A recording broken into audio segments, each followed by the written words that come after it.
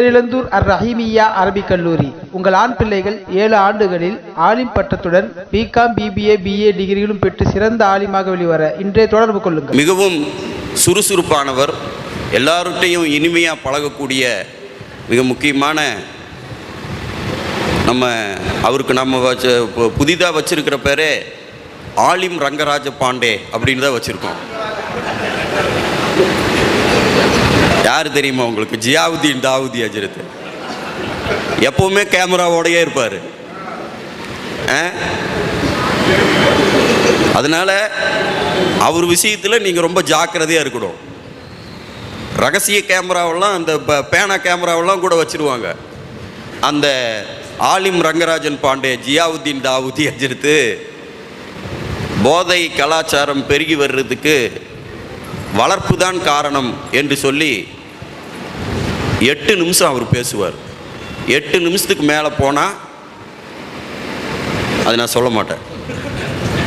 இப்பொழுது தன் அணியின் வாதத்தை அவர் எடுத்து வைக்கிறார். நீங்கள் எல்லாத்தையும் ஷூட் பண்ணுவீங்களா? உங்களை ஒருத்தங்க ஷூட் பண்ணுறாங்க. அல்ஹம்துலில்லாஹ் வஸ்ஸலாத்து வஸ்ஸலாமு அலா ரசூலில்லாஹ் ஸல்லல்லாஹு அலைஹி வஸல்லம் வ அலா ஆலிஹி வ ஸஹ்பிஹி வ மன் தபிஅஹும் பி இஹ்சான் இலா யௌமித்தீன். அம்மா பஅத். அளவற்ற அருளாளன், நிகரற்ற அன்புடையோன், எல்லாம் வல்ல அல்லாஹ்வின் திருநாமம் உச்சரித்து என் சிற்றுரையை துவக்கம் செய்கிறேன். உலகில் உண்டாகும் சர்வ புகழும் அல்லாஹ் ஒருவனையே சேரட்டுமாக. அவனது சாந்தியும் சமாதானமும் கருணையும் ஈடேற்றமும் அகிலத்தின் அருட்கொடையாம் அண்ணலும் பெருமான் ரசூலுல்லாஹி ஸல்லல்லாஹு அலைஹி வஸல்லம் அன்னவர்கள் மீதும் அன்னாரின் வழி நடக்கிற ஒவ்வொருவர் மீதும் நிறைவாக நிலவட்டுமாக. ஆமீன். நிறைய குறிப்புகள் என் தலைப்பு சார்ந்து, ஆனால் எல்லாம் மறந்து போய் ஆலிம் ரங்கராஜ் பாண்டியன் ஏன் சொல்லியிருப்பாருன்னே ஓடிக்கிட்டு இருக்கு.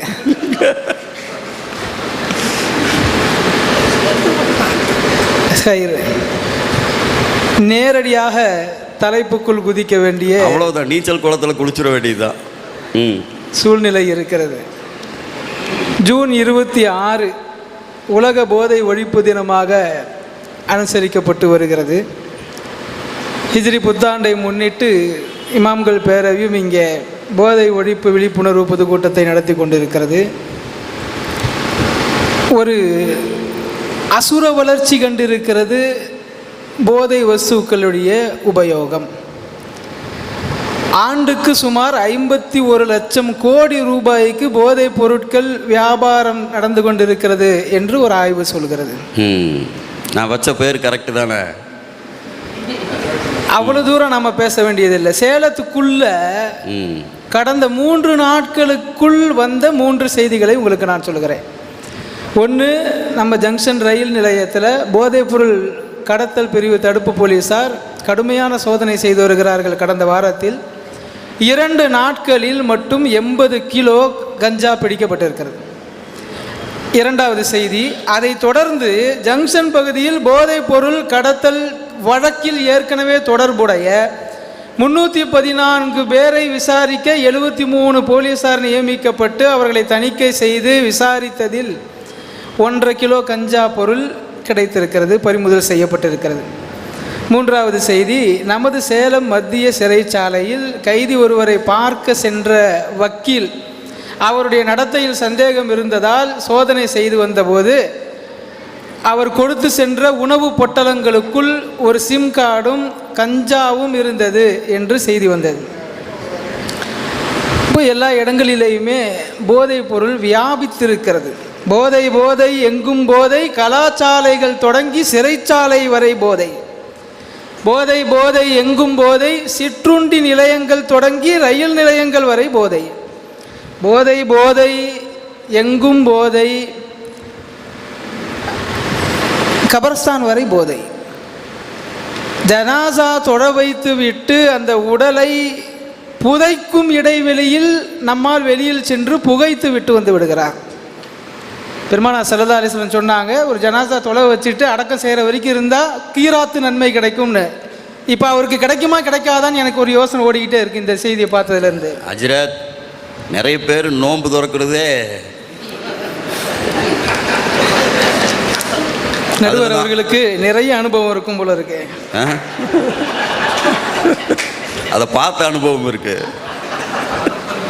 போதை போதை எங்கும் போதை, வாழ துவங்குகிற பிஞ்சுகள் முதல் வாழ்ந்து முடித்த முடி நரைத்த வயோதிகர்கள் வரை போதை. வயது வித்தியாசம் இல்லை, படித்தவர்கள் படிக்காதவர்கள் வித்தியாசம் இல்லை. எல்லா இடங்களிலேயும் போதை இங்கு கலந்து விட்ட பிறகு அந்த குற்றத்தை யார் மீது சுமத்துவது என்பது தலைப்பு. பெருமானார் ஸல்லல்லாஹு அலைஹி வஸல்லம் மிக அழகாக சொன்னார்கள், குல்லு மௌலூதின் யூலது அலா ஃபித்ரத்தில் இஸ்லாம். ஒவ்வொரு குழந்தையும் இஸ்லாத்தின் இயற்கையின் மீது பிறக்கிறது. பிறகு அது எந்த கொள்கையை பின்பற்றி வாழ வேண்டும் என்பதை முடிவு செய்கிற அதிகாரம் அவர்களின் பெற்றோரிடத்தில் இருக்கிறது. மஜூசியாகவோ, நஸ்ரானியாகவோ, ஹிந்துவாகவோ, கிறிஸ்டியனாகவோ, நாத்திகனாகவோ எதுவாக இருக்கட்டும். அப்படி என்றால் அந்த பிள்ளை பின்பற்றுகிற மார்க்கத்தின் பொறுப்பாளர்கள் பெற்றோர்கள். அந்த பிள்ளை நல்ல பழக்க வழக்கங்களை பழகினால் அதற்கு காரணம் பெற்றோர்கள். இதுக்கெல்லாம் காரணம் பெற்றோர்கள் என்று வருகிற போது போதைப் பொருட்களை பயன்படுத்துவதை பழகி கொண்டால் மட்டும் பெற்றோர்கள் மீது குற்றம் இல்லை என்று சொல்வது ரொம்ப ஆச்சரியமாக இருக்கிறது.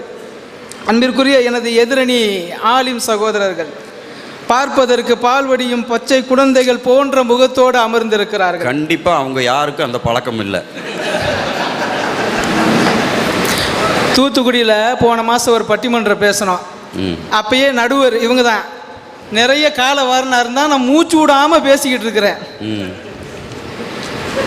இந்த அர்த்தத்தை பொறிந்து அதே உபதேசத்தை சொல்லக்கூடிய அற்புதமான ஒரு குரல் ஒன்று கிடைத்தது. எழுபிறப்பும் தீயவை தீண்டா பழிப்பிறங்கா பண்புடை மக்கள் பெறின். நீங்கள் பெறுகிற குழந்தை நல்ல பண்புடைய குழந்தையாக உங்களுக்கு கிடைத்து விட்டால் எந்த தீங்கும் உங்களை வந்தடையாது என்று வள்ளுவர் சொல்லுகிறார். நீங்கள் யோசித்து பாருங்கள், குழந்தையை நம்ம பெற்றி எடுக்கிற போதே நல்ல குணங்கள் நிறைந்த குழந்தையாக நாம் பெற்றெடுக்க முடியாது. ஆனால் ஒரு களிமண்ணை போல குழந்தை உங்களிடத்தில் தரப்படுகிறது. நீங்கள் நினைக்கிற உருவத்தில் அதை மாற்றிவிட முடியும் என்பதைத்தான் வள்ளுவரும் சொல்லுகிறார். நான் பெற்றோர்களை குறை சொல்ல வரவில்லை, வளர்ப்பு கடினமாக இருக்கிறது என்பதையும் நான் சேர்த்து சொல்லுகிறேன். எனக்கு முன்னால் பேசிய மரியாதைக்குரிய சகோதரர் செபஸ்டின் ராஜ் கூட சொன்னார், என்னுடைய பையனை அடுத்தவர்களோடு பழக விடுவதற்கு பயமாக இருக்கிறது என்று சொன்னார். அதுக்கு என்ன அர்த்தம் அப்படின்னா, பிள்ளைகளை பழைய காலத்தில் வளர்த்தது போல கண்டிப்போடு வளர்த்த முடியவில்லை. அது பெரிய காரணம். இன்னொரு உதாரணம் சொல்லுகிறேன். 25ஆம் தேதி வந்த செய்தி. இதுக்கு பின்னாடி நான் சொல்கிற 3 செய்தியுமே 25ஆம் தேதி வந்தது தான். தூத்துக்குடியில் 10ஆம் வகுப்பு படித்து முடித்த மாணவன் ஒருவன் எனது தற்கொலைக்கு காரணம் 4 ஆசிரியர்கள் என்று எழுதி வைத்துவிட்டு தற்கொலை செய்து கொண்டான். அவங்க 4 பேர் இப்போ விசாரணை வளையத்துக்குள்ளே இருக்கிறாங்க.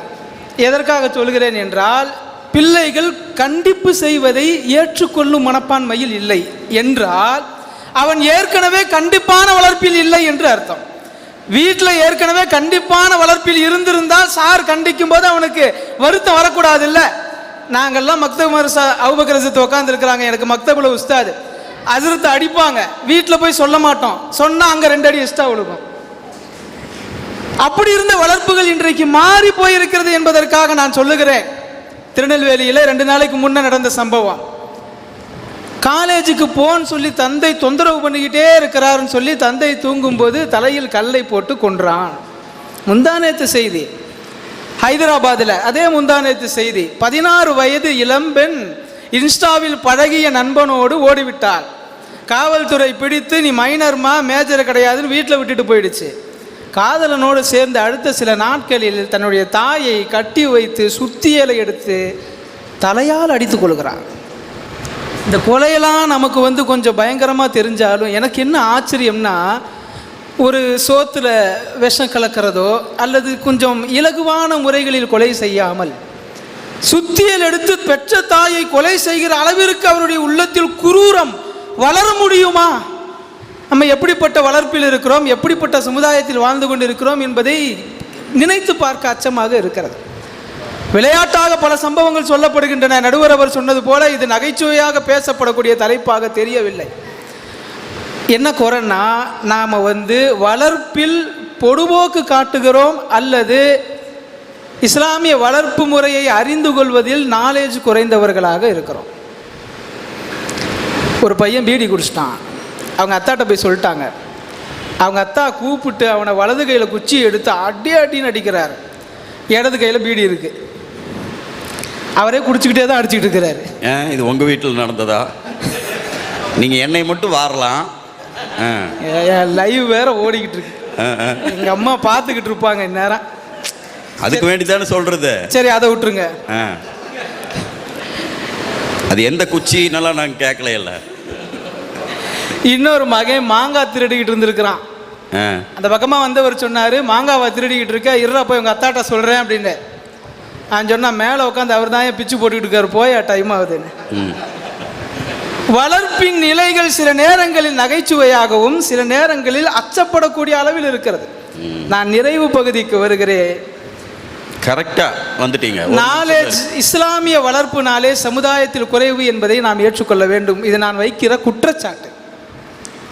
உமர் ரலியல்லாஹு அன்ஹு இஸ்லாத்திற்கு முன்பு அவர்கள் மது அருந்தும் வழக்கம் அவர்கள் அந்த பழக்கம் இருந்தது என்று வரலாற்றில் வருகிறது. அவர்கள் இஸ்லாத்திற்கு பிறகு இருந்த சூழ்நிலை நமக்கு தெரியும்.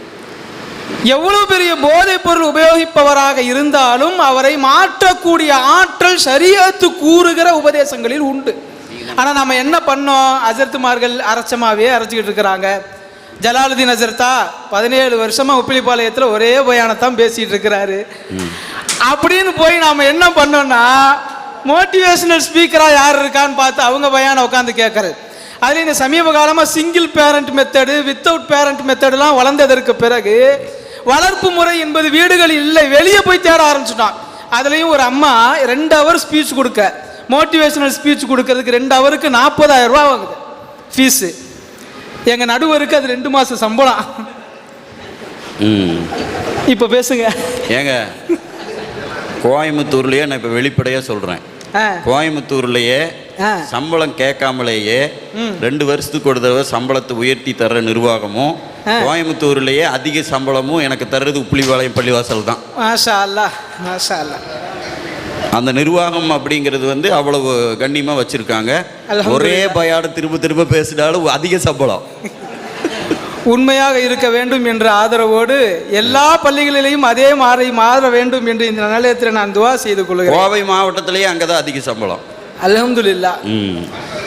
அப்போ நம்முடைய பழமையான வளர்ப்பு முறையை நாம் மறந்துவிட்டு இன்றைக்கு புது புது பேச்சுகளை கேட்டுக்கொண்டு பூம்பூம் மாடு மாறி மண்டையை ஆட்டிக்கொண்டு நாம் காசு பணங்களை செலவழிக்க தெரியாமல் செலவழித்து கொண்டு இருக்கிறோம்.